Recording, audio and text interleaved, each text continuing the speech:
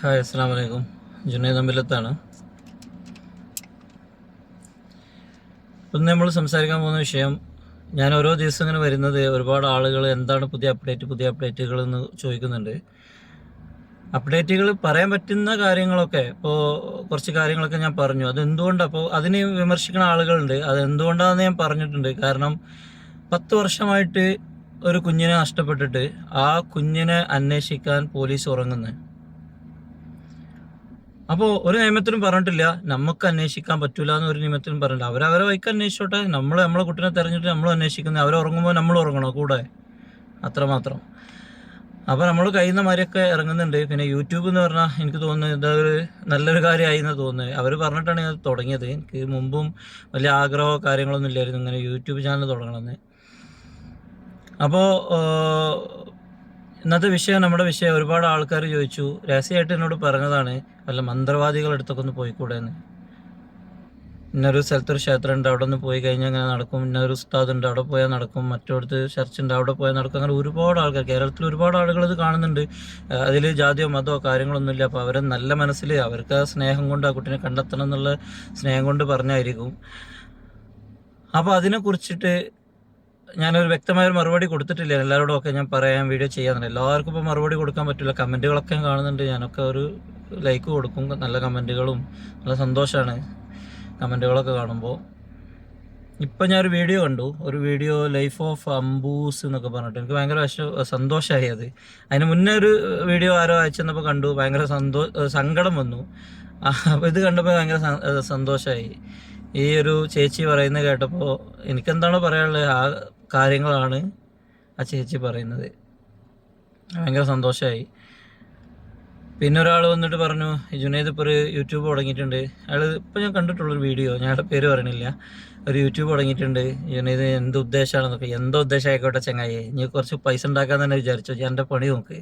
ഞങ്ങൾക്കിപ്പോൾ അതൊന്നും ആലോചിക്കാനും കാര്യങ്ങളും അതിനുള്ള മറുപടി കൊടുക്കലൊക്കെ കഴിഞ്ഞ് ഞാൻ പെട്ടെന്ന് പൊട്ടിത്തെറിച്ച് പറഞ്ഞാൽ, കാരണം നമ്മൾ പറയാത്ത കാര്യങ്ങളൊക്കെ പറഞ്ഞുണ്ടാക്കി പറഞ്ഞപ്പോൾ ആ ദേഷ്യത്തിൽ എനിക്ക് വന്നൊരു പൊട്ടിത്തെറിയും കാര്യങ്ങളായിരുന്നു. അപ്പോൾ നമ്മൾ വിഷയം അതല്ല. ആ വീട്ടിൽ ഒരാൾ വന്നിരുന്നു. അതായത് ഈ കുട്ടീനെ കാണാതായി 2 മാസം കഴിഞ്ഞിട്ട് ഒരു പോലീസുകാരൻ ആ വീട്ടിൽ വന്നിരുന്നു. കുറച്ച് അന്വേഷണം, കുറച്ച് കുടുംബം കലക്കിയിട്ടാണ് അയാൾ പോയത്. ആ ഒരു വിഷയം കാര്യങ്ങളൊക്കെ ഞാൻ വീഡിയോ ചെയ്ത് വെച്ചിട്ടുണ്ട്. ഞാൻ വിട്ടുതരാം. നാളായിട്ട് ഞാനത് വിട്ടുതരാം. അപ്പോൾ ഇന്നത്തെ വിഷയം, നമ്മുടെ വിഷയം നമ്മുടെ ദിയമോളും മന്ത്രവാദികളും എന്നുള്ളൊരു കാര്യമാണ് സംസാരിക്കാനുള്ളത്. അപ്പോൾ ഒരുപാട് ആൾ സംസാരിച്ചതിൻ്റെ പേരിലാണ് ഞാൻ വന്നത്. അതായത് ഞങ്ങളിനി കാസർഗോഡ് തൊട്ട് തിരുവനന്തപുരം വരെ ഒരു മന്ത്രവാദികളും, ഏത് മതത്തിലായാലും ഏതൊരു മന്ത്രവാദികളും കാണാതിരുന്നിട്ടില്ല. തിരുവനന്തപുരം എത്തിയിട്ടില്ല, കൊല്ലം വരെ. കാരണം ഇത് അവർക്ക് അത്ര വിശ്വാസം, എനിക്ക് തീരെ വിശ്വാസം, ഇങ്ങനത്തെ കാര്യത്തിലൊന്നും തീരെ വിശ്വാസമില്ലാത്ത ഒരാളാണ് ഞാൻ.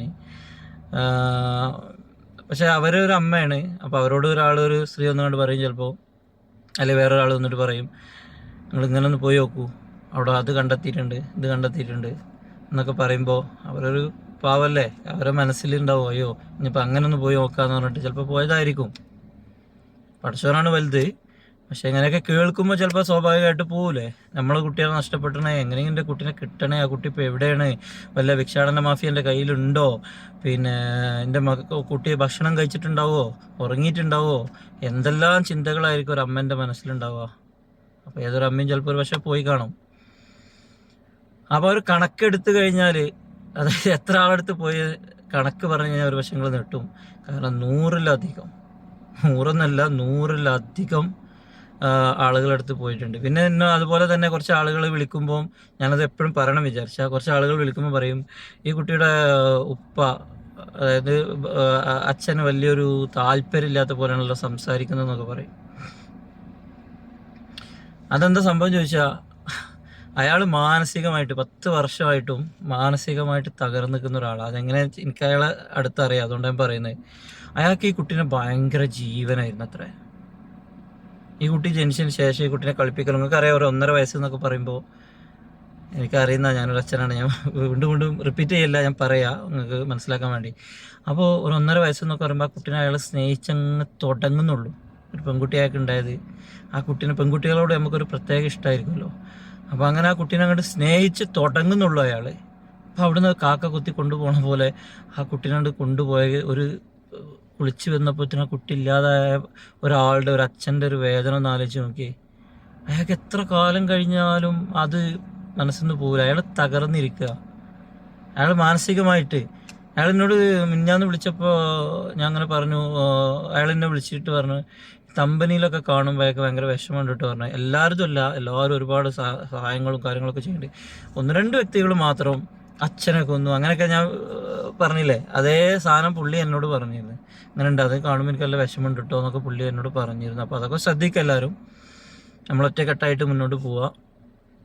ഇപ്പം മന്ത്രവാദികളുടെ കഥ എന്ന് പറഞ്ഞാൽ അങ്ങനെ കേട്ടോടത്തൊക്കെ നമ്മളങ്ങനെ പോയി നിൽക്കുമ്പോൾ നമ്മൾ യാദർശികമായിട്ടൊരു വീഡിയോ കാണുന്നത് ഒരു കേരളത്തിലെ പ്രമുഖനായിട്ടുള്ള പ്രഗത്ഭനായിട്ടുള്ള ഞാനൊക്കെ ഒരുപാട് റെസ്പെക്റ്റ് ചെയ്യുന്ന ഒരു പോലീസ് ഉദ്യോഗസ്ഥന്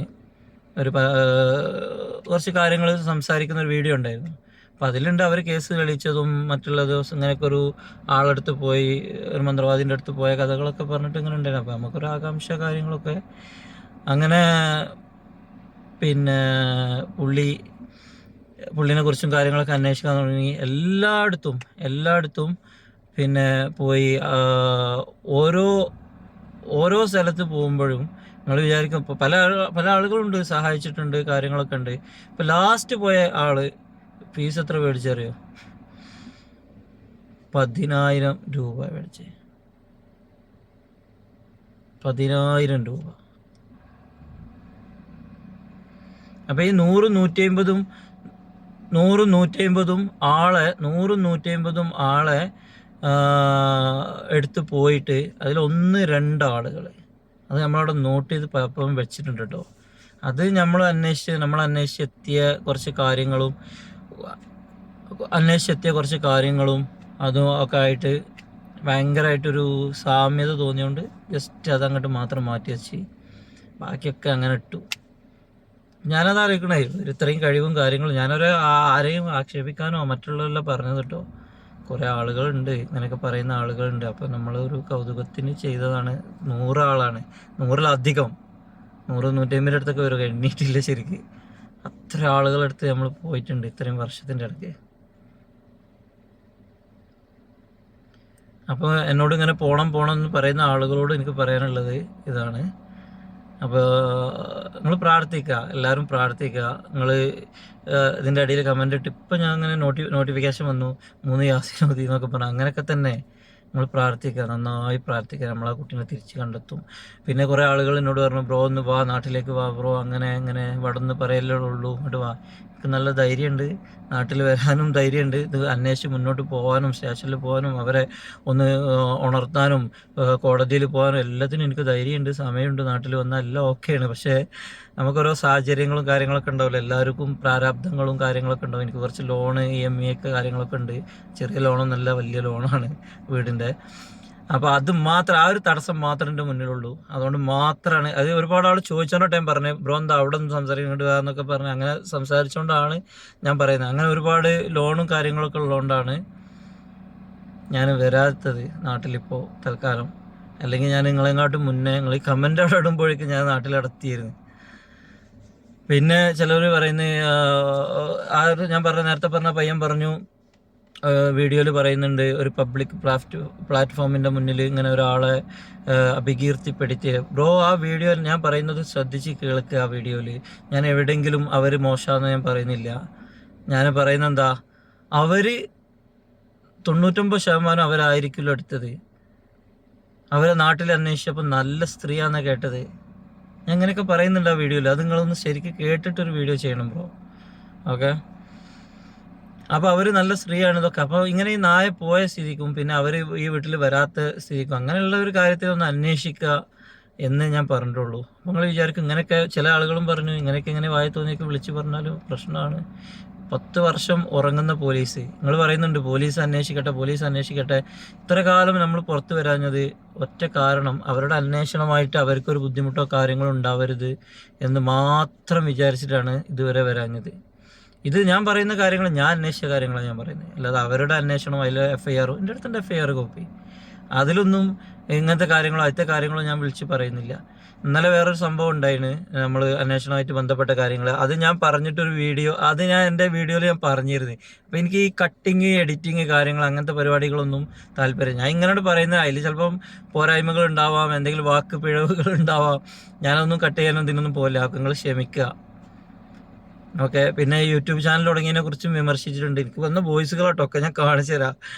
വിമർശിച്ചിട്ടുണ്ട്. ഞാൻ പറഞ്ഞു ഞാനൊരു പാട്ടുകാരനാണ്, ഞാൻ എൻ്റെ പാട്ടുകളോ കാര്യങ്ങളോ പിന്നെ നിങ്ങൾക്ക് എന്താ വേണ്ടത്, ഈ അപ്ഡേറ്റുകളും കാര്യങ്ങളും അല്ലേ എന്നെ കൊണ്ട് തരാൻ പറ്റുന്ന മാതിരി ഞാൻ തരും. എനിക്ക് വേണ്ടത് നിങ്ങളുടെ അടുത്ത് നിന്ന് എന്താ വേണ്ടത് ചോദിച്ചാൽ, ഞങ്ങളോട് ആരോടും ലൈക്ക്, കമൻറ്റ്, ഷെയർ ഞാൻ പറയില്ല. എനിക്ക് നിങ്ങൾ വേണ്ടത് നിങ്ങൾ പ്രാർത്ഥിക്കുക. നമുക്ക് ആ കുട്ടീനെ കണ്ടെത്തണം എത്രയും പെട്ടെന്ന്. നിങ്ങൾ നന്നായി പ്രാർത്ഥിക്കുക. പ്രാർത്ഥനയിൽ അത്രയും വലിയതൊന്നായിട്ട് വേറെ ഒന്നുമില്ല, ഞാൻ മനസ്സിലാക്കിയതാണ്. ഇപ്പോൾ ഈ അമ്മമാരെന്ന് പറയുമ്പോൾ പ്രാർത്ഥനയിൽ അമ്മമാരുടെ പ്രാർത്ഥന, കണ്ണീര് എന്നൊക്കെ പറയുമ്പോൾ, ഇപ്പോൾ ഈ കേരളത്തിൽ ഓരോ അമ്മമാരും ഇങ്ങനെ പ്രാർത്ഥിക്കുമ്പോൾ എനിക്ക് സത്യം, ഞാൻ അങ്ങനെ ഇപ്പോൾ ആദ്യമൊക്കെ വന്ന് ഞാൻ സംസാരിക്കുമ്പോൾ ഭയങ്കര ദേഷ്യപ്പെട്ട് എനിക്ക് ആളുകളോടൊക്കെ പല ദേഷ്യവും കാര്യങ്ങളും എന്നെക്കുറിച്ച് പറഞ്ഞു. ഇപ്പം എനിക്ക് ആരോടും ദേഷ്യമില്ല. എനിക്ക് വേണ്ടി ഇത്ര ആൾക്കാർ പ്രാർത്ഥിക്കേണ്ടാകുമ്പോൾ എനിക്ക് ഭയങ്കര സന്തോഷമല്ലേ. ഞാൻ ഇപ്പോൾ ആദ്യം പ്രവർത്തിച്ചതിനെക്കാട്ടിലും മുന്നോട്ട്, ഒരു പടി മുന്നോട്ടാണ് ഇപ്പോൾ ഞാൻ ഇറങ്ങിയിരിക്കുന്നത്. ആ അപ്ഡേറ്റ് ഒക്കെ വരും ദിവസങ്ങളിൽ നിങ്ങൾക്ക് ഞാൻ തരാം ഇൻഷാ അല്ലാഹ്. നമ്മൾ അന്വേഷിക്കുന്ന നമ്മളെ രീതിക്കുള്ള അപ്ഡേറ്റുകളൊക്കെ നിങ്ങൾക്ക് തരും. പിന്നെ ചില ആളുകൾ അവർ രക്ഷപ്പെടില്ല, ഇവർ രക്ഷപ്പെടും. ഞാൻ എന്താ പറയുന്നത് എനിക്ക് നല്ല ബോധ്യമുണ്ട്. ഞാൻ ആരെക്കുറിച്ചെങ്കിലും പരാമർശം നടത്തിയിട്ടുണ്ടെങ്കിൽ അതിൻ്റെ മുന്നിൽ വരുന്ന ഭവിഷ്യത്ത് എനിക്കറിയാം. നമ്മൾ വിടുവായത്തോ അല്ലെങ്കിൽ പൊട്ടത്തരം വിളിച്ച് പറയല്ല. അതിൻ്റെ പേരിൽ എന്തെങ്കിലും വരികയാണെന്നെങ്കിൽ നല്ല ഹെൽമെറ്റ് ഇട്ടിട്ടാണ് ഞാൻ നിൽക്കുന്നത്. നന്നായി കോൾ വന്നോ? അപ്പോൾ നന്നായി ഇങ്ങനെ വരും. ഓടുന്ന പട്ടിക്കൊരു മുഴുവൻ മുന്നേ എറിഞ്ഞിട്ട് അതൊക്കെ എറിയേണ്ടതൊക്കെ ഞാൻ നന്നായി എറിഞ്ഞിട്ടുണ്ട്. എന്നിട്ടാണ് ഞാൻ സംസാരിക്കുന്നത്. ആ പേടിയൊന്നുമില്ല. അപ്പോൾ പറയണ്ടേ ഞാൻ പറഞ്ഞു. നിങ്ങൾക്ക് അത് കാര്യങ്ങളൊക്കെ ബോധ്യപ്പെട്ടിട്ടുണ്ടാവും ഇൻഷാ അല്ലാഹ്. പിന്നെ ഈ മന്ത്രവാദികൾ എന്ന് പറഞ്ഞിട്ട് ഇനി വെറുതെ ആരും പറയണ്ട, അതൊക്കെ കഴിഞ്ഞു, ആ ചാപ്റ്ററും കഴിഞ്ഞു. എനിക്ക് ഇനി വേണ്ടത് നിങ്ങളെ മാത്രം പ്രാർത്ഥനകൾ മാത്രം. എല്ലാവരും പ്രാർത്ഥിക്കുക ഒറ്റക്കെട്ടായിട്ട് ഇൻഷാ അല്ലാഹ്. നമ്മളത് കണ്ടെത്തും ഇൻഷാ അല്ലാഹ്. Okay, good night.